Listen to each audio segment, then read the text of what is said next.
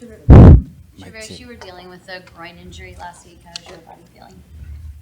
It's feeling good. I'm getting back into everything, swing everything. So just taking it day by day. Kyle Juszczyk said that Brandon Ayuk looks like he's like the best player on the field. Would you agree with that? And what do you think? Yeah, he balling right now, but I look forward to getting out there and competing against him when I get back. Couple 1-on-ones. We gonna make each other better. So he balling right now. He in his bag for sure. Is he carrying himself differently, like more of a vet, like more confidence? Honestly, I feel like he was balling like this last year in camp. He was doing some of the same thing. His body like is just doing good now. Like last year in camp, he kind of eases way into things. But like this year from day one, he been like doing his thing. So yeah, he was so looking good. How are things coming with Steve Wilkson, especially a guy who his background is with defensive backs? How Right. different is that? Coach Wilkes, a OG, he real smart, got a lot of knowledge in the game. I like his scheme. He kind of adding his own wrinkle to things, but it's still mainly the same defense. But I mean, I feel like he got a lot of knowledge amongst the DBs. I get a lot of one-on-one work with him, and hopefully he'll take me to the next level, all the other DBs as well. What is that next level for you? For me, all pro, hopefully. Yes, sir. Been really hands-on with both Ambry Thomas and the rest of the group. How much have you seen Ambry improve with that one-on-one work?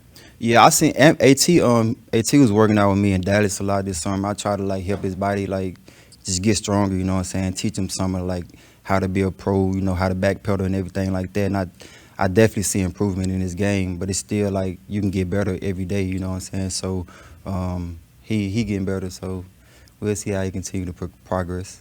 See a mental shift with him last year? Kinda. He growing up. So hopefully he continues to do the same thing. I believe in AT. He got a lot of talent and ability. So he just got to keep it up and just know like it's a cutthroat business. Like just because you were drafted in the third round, don't mean you're gonna be a starter on the team. So I try to talk to him about those type of things and motivate him a little bit. And he's definitely becoming more mature and more professional. Even with Diameter and Lenore, he kind of made that jump a little bit quicker Mm-hmm. than last year. How has his growth been this camp? Demo, he been going steady. Like I feel like he balling out in camp this year. As a DB group, we haven't made a lot of plays on the ball, but it's a lot of good coverage and everything like that. So I mean, I'm impressed with Demo. He competing every day. He the hyena. He a dog. So he doing his thing. There's an undrafted rookie, Deshaun Jameson, that seems to be, making some plays and turning some heads. What have your impressions been of him? I think he can cover. I think he a dog. He scrappy in coverage. He got good eyes. A great back pedal. He patient in his pedal. I'm learning some of that from him, staying patient in my back pedal, playing off man. He got that like down to a T right now. So I was very impressed with that. Today he almost had an interception, but somebody else picked the ball off before it got to him. But yeah, Deshaun, he playing really good right now.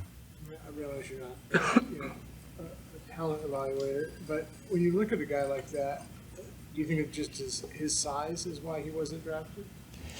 I don't know. To be honest, he here now. It don't matter how he got here. He here. He making plays now. So that's all that matters to me. I wasn't drafted as well, and look at me now. So it don't matter how you get here, as long as you get in the building and stay in the building.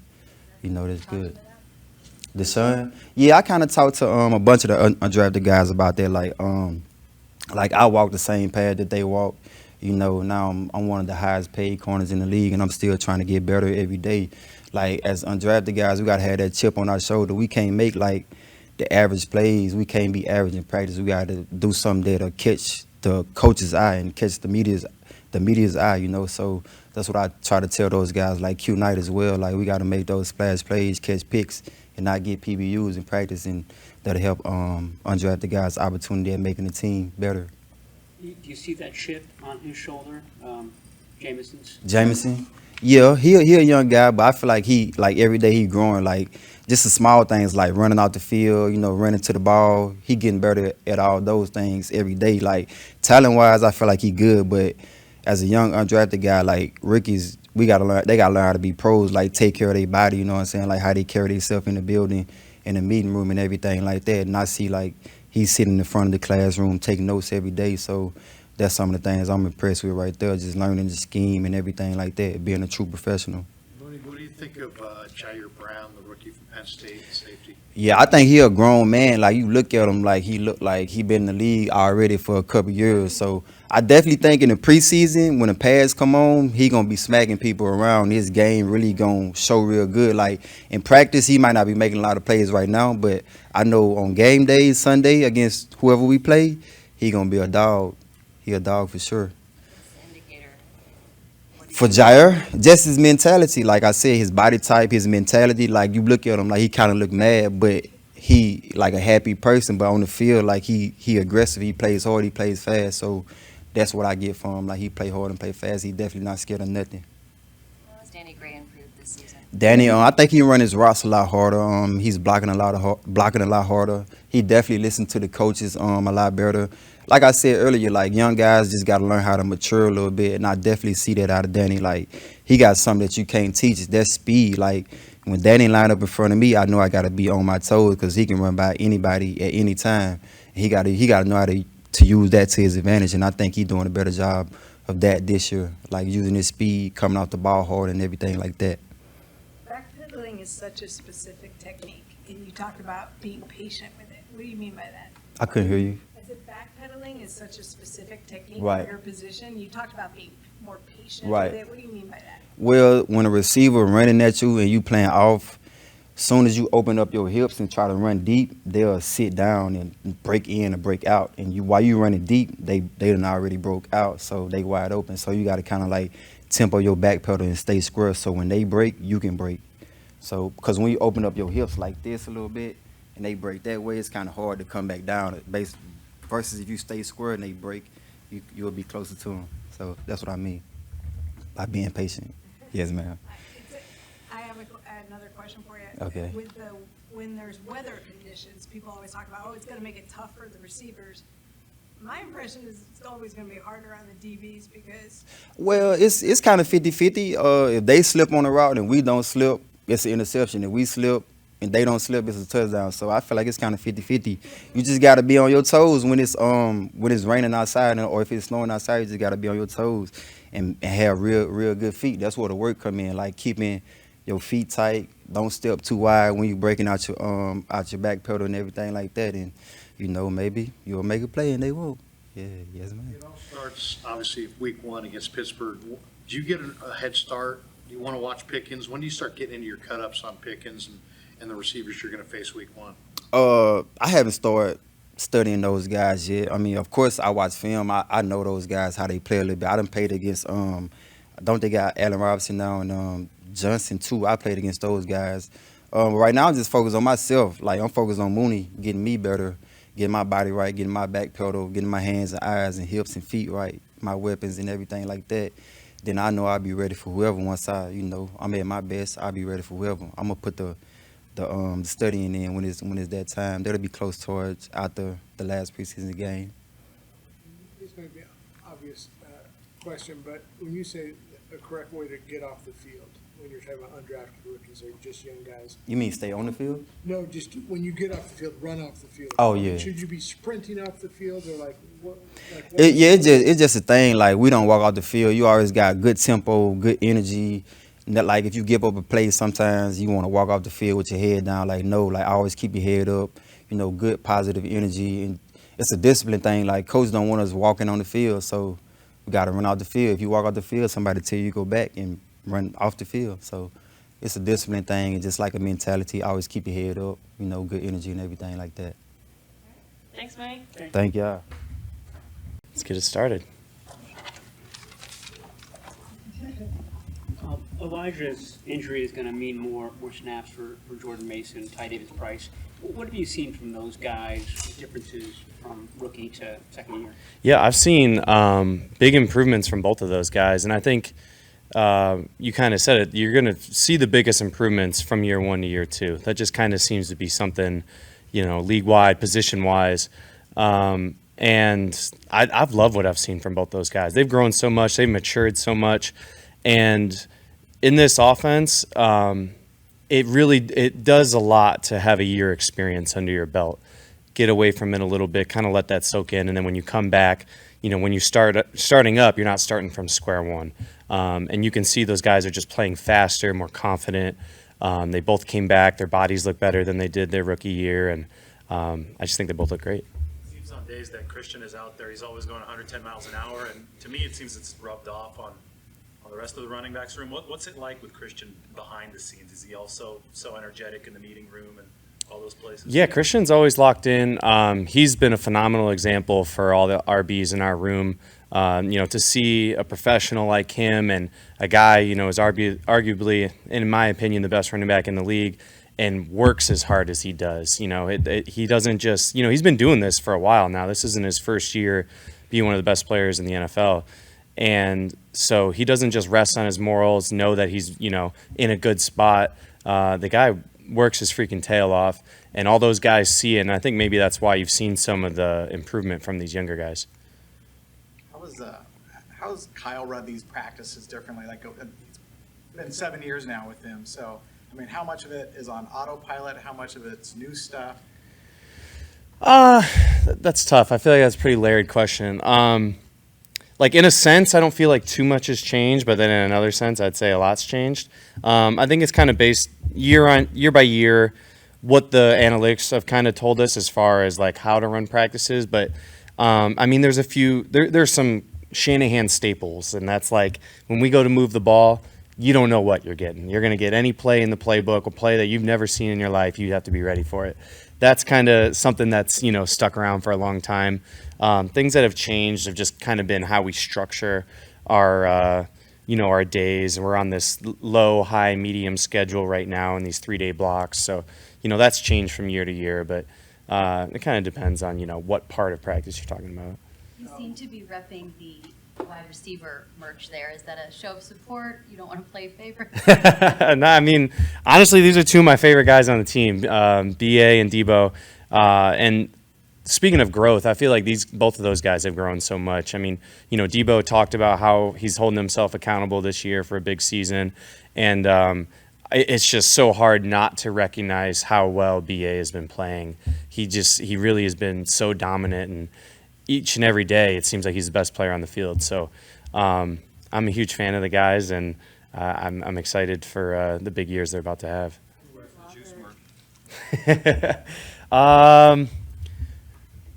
Honestly, I don't know if anyone's got any juice merch right now. I got to do something about that.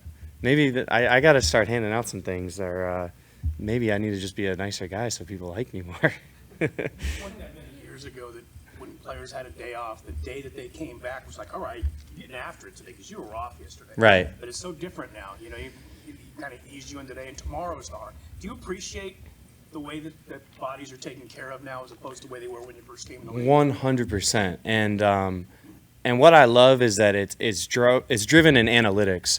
Like you said, it might, on the surface, it might sound right that, oh, you had a break yesterday, so let's get after it today. When really, like, they're finding that's where the most injuries happen. And, we're trying to be smart out here. We're not trying to kill each other. We're trying to make it to the season, but also be smart and train our bodies in the correct way. And I think our commitment to that has been pretty awesome. And being able to try out these blocks that, off and off day, we start on a low day and then we go high tomorrow. So I'm super appreciative of that. Right next to Gio, you've seen him throughout his entire career. Mm-hmm. What has changed with him emotionally, mentally from his rookie year to now? I think it's just, confidence and just how he goes about his day to day. I think he, had a big year last year, and it's good to just have that reassurance and know that you are the player who you thought you were, and that you can do the things that you were brought in here to do. Like, he's put it on tape. And once, you have that, it just instills this confidence in everything you do. And it's not even just on the field that I see it from Brandon, is just walking around the locker room and his interactions with everybody and just how he speaks to, players, to coaches. He's a confident veteran now that knows he can accomplish big things out there, and it's awesome to see. What do you think of the kid fullback Coletto, and what's your attitude about sharing wisdom with the guy who's playing your spot? Yeah. I mean, that's always an interesting line to toe, especially as 11-year guy versus a rookie coming in. And listen, I'm not dumb. I understand, like, this is the NFL. People are here to take your job. And every single year, that's going to be the case. But I don't let that stop me from sharing knowledge. If he's going to ask me questions, I'm going to tell him, what I think, and I'm going to try and help him the best I can. I'm not saying that I'm going to answer his phone call at midnight and, answer all these questions that he may have then. But while we're here, while we're working, he's my teammate, and I do want to see him do well. And I've seen some good things from Jack. He's extremely smart. One of the more impressive rookies I've seen in understanding the playbook. For him, I think it's just about getting opportunities out there to show it. It's not always easy to, get a whole lot of reps or opportunities as, a fullback going with the 2s and 3s, but I'm sure he'll get those chances in preseason games, and, that'll be his op to show what he can do. Called you at midnight? No, he hasn't, so. Kind of last few years, you guys haven't shied away from what the end goal is here. You've been very close. George was talking the other day about how you guys, especially the older nucleus that's been here for a while, you openly talk about, like, we got to get through this window before it closes because you never know what could happen. How much is that a driving force, and how much urgency do you feel at this stage in your career to get it done and get over the line? Yeah, there definitely is urgency there. And having been so close, I think drives that urgency even more. I don't know. Then again, I feel like conflicted in even saying that because there's always urgency. Like whether you've been close or not, whether you're year 11 or not, like we're all here to do the same thing. We're here to hold up that trophy at the end of the year. And I think the hardest part is getting there and then knowing that you don't just get to snap your fingers and like you're back in the NFC Championship. It's like we got to go through this whole thing again. And I think luckily, because we've done this 3 times now, I think we have a little better understanding of, we have to do this all from square one, and we got to, be ready to go week 1 because those games early in the season affect how things are played at the end of the season.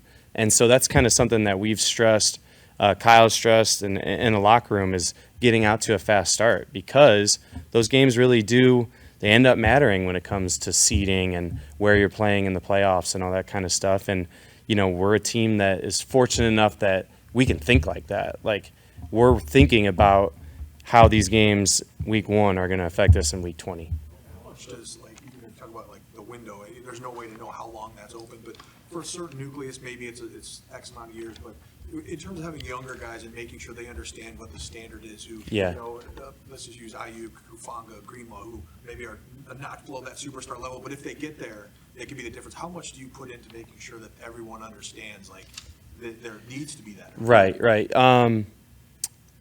Couple things there. Like I don't feel those guys specifically don't need to be told because they're just built that way that they understand. Other, younger guys, I think it's at some point that needs to be communicated. They need to feel that.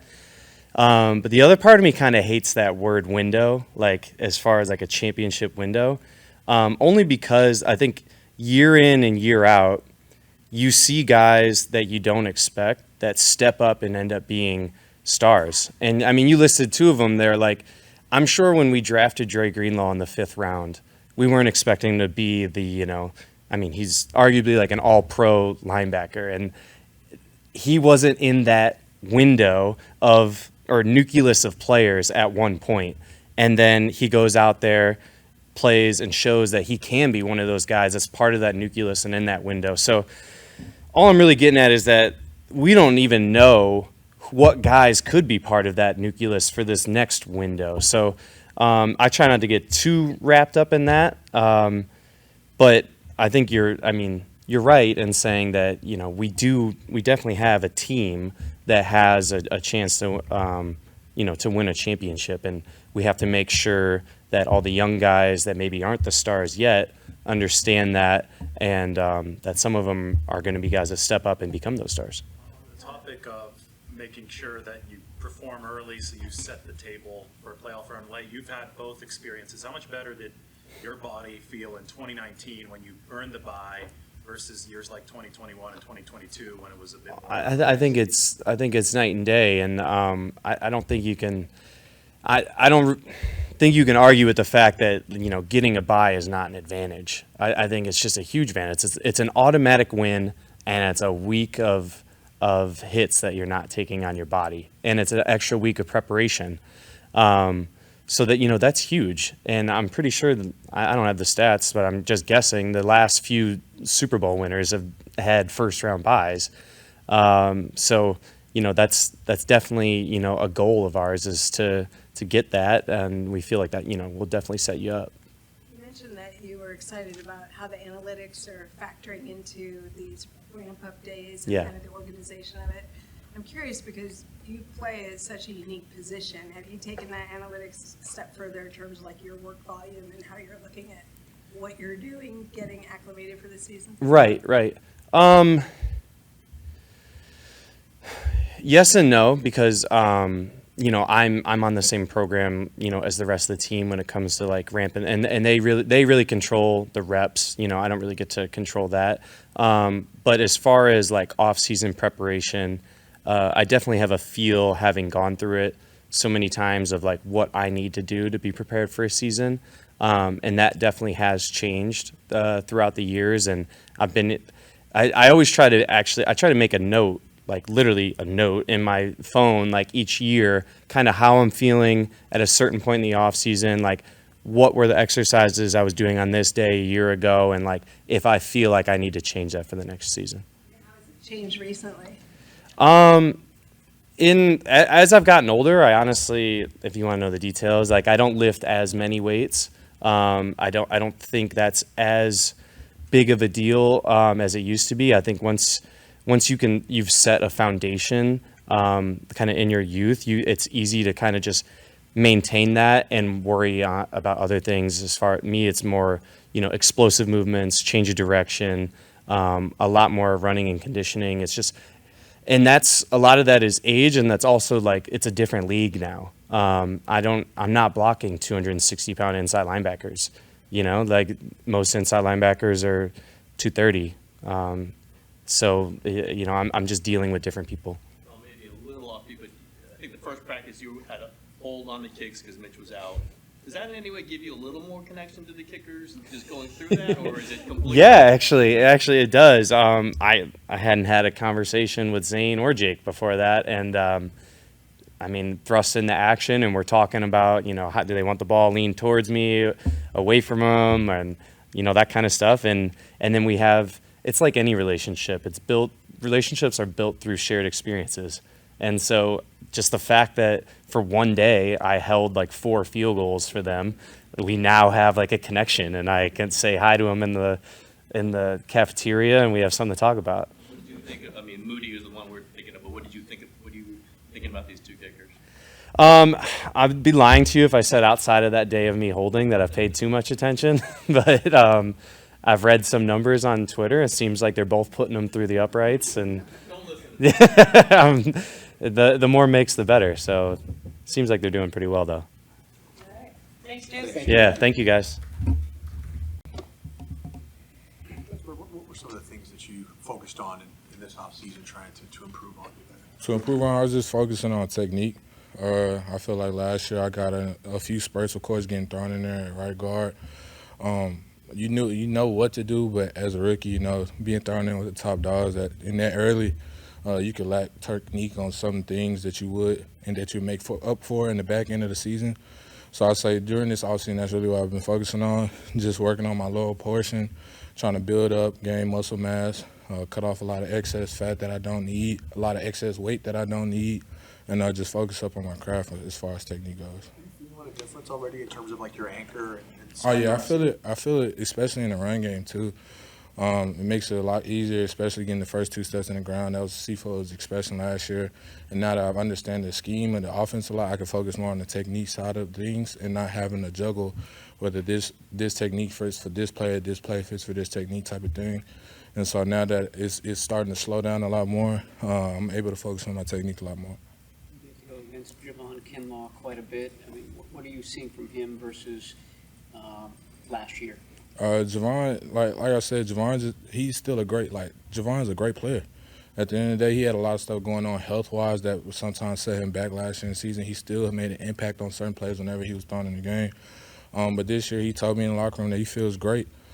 He's coming back, and like I said, y'all see him putting in the work, and y'all see what he's been doing out there. So all kudos to him.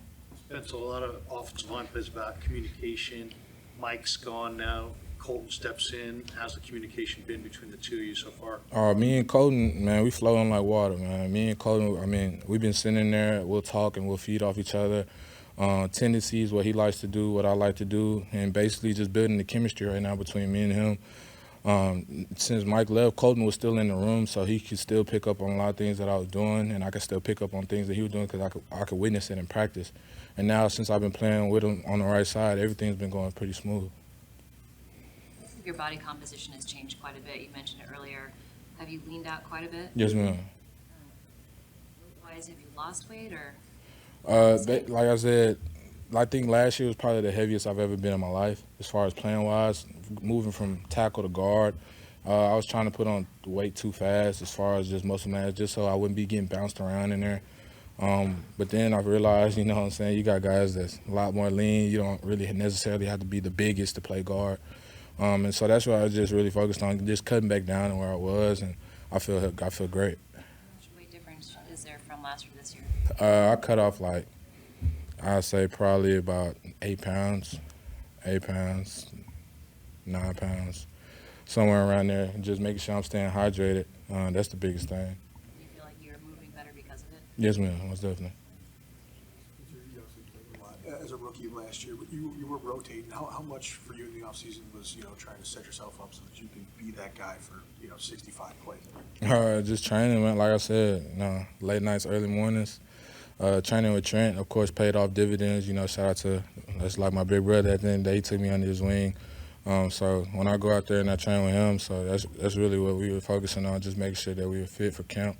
And hopefully y'all are seeing paying dividends. I mean, we still got a long way to go. We're still early in the season, so hopefully it pays out. Was that a motivating factor for you, though? Oh, most definitely. I knew that coming into this next season that, things could change. You never know what's in the air. Like, at the end of the day, everybody's fighting for their position on the field. Everybody's fighting for their job. You can never get complacent, especially in this business.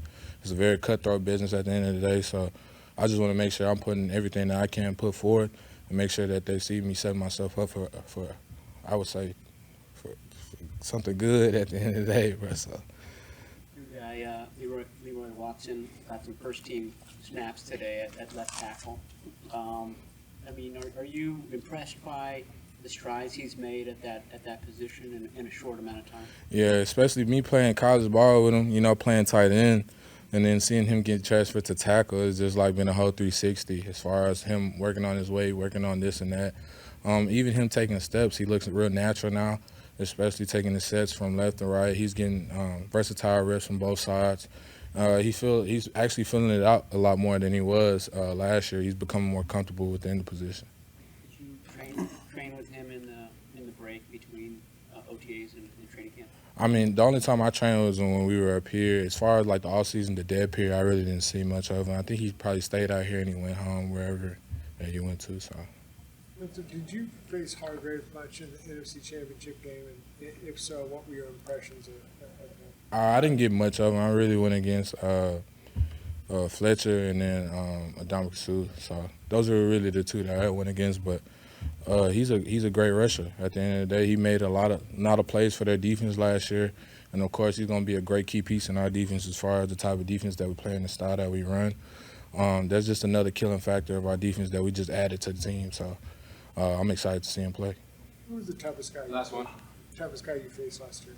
The toughest guy I faced last year? You got to give kudos to Aaron Donald. Aaron Donald. All right, thanks, man. No problem.